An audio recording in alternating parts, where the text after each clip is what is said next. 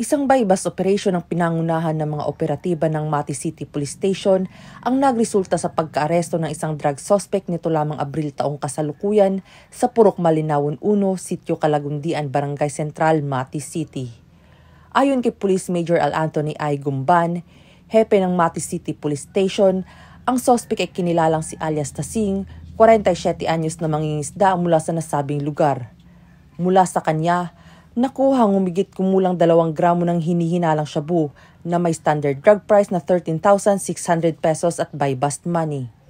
Kasalukuyang sumasailalim ito sa kaukulang proseso kaugnay sa kasong paglabag sa Republic Act 9165 o mas kilalang Comprehensive Dangerous Drugs Act of 2002.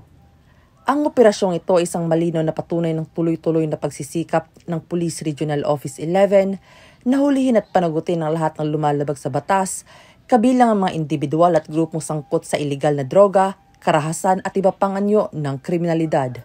Mula rito sa Police Regional Office 11, ako ang inyong PNN correspondent, Patrolwoman Shaira Rose Aquino, alagad ng batas, tagataguyod ng Balitang Pulis.